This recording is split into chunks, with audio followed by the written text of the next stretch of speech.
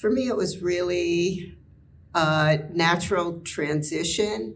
And it's funny, I was actually initially on the search committee, but it was kind of twinkling in the back, like, gosh, I'd love to do that. Gosh, I'd love to do that.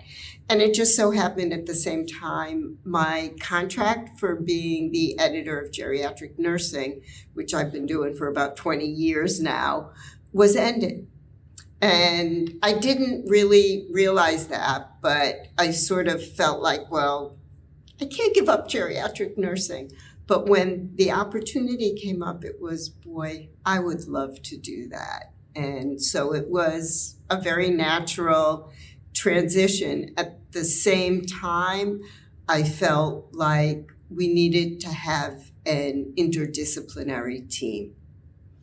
And so I reached out to physician colleagues to see about finding a team member to serve as co-editor, because I also feel like there was real advantage to having those two people over the past years, and what a terrific job that Cheryl and Phil did.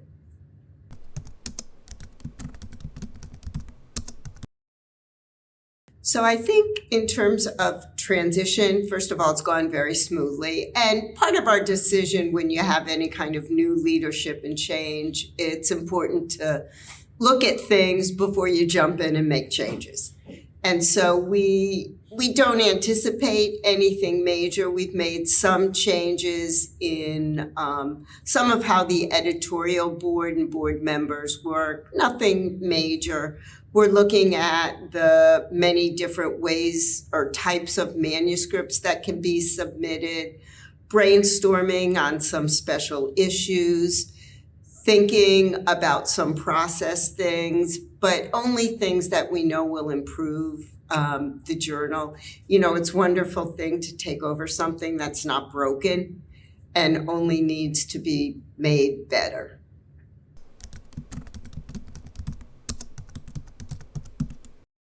So from my perspective, it's really exciting that we're online, because JAMDA sort of traditionally, unfortunately, has been quite hard for some people to access. So it's really increased our accessibility. The other thing that's really exciting about online is we don't have to get so compulsive and so worried about the number of words in every manuscript. When you're not paying for the paper, you don't have to worry. And so when people ask, or, you know, I'll get emails, can we go over 300 words? You know, we want to add 300 more. And I'm like, oh yeah, sure, it's fine. It's all online. We're not paying for the paper. So I think if anything, it gives us opportunity. The biggest thing is getting people to recognize that they're not going to get that journal in the mail anymore. And for some people, it may take a year to realize that, gee, I haven't gotten a journal in a while. So we do hope that people will recognize it. I will tell you, it is accessible now on the app and really easy to get your journal articles. If you can read them on your phone, terrific.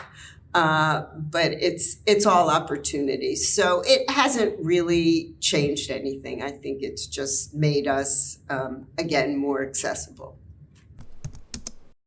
I just want to encourage everybody to get their best scholarship to us.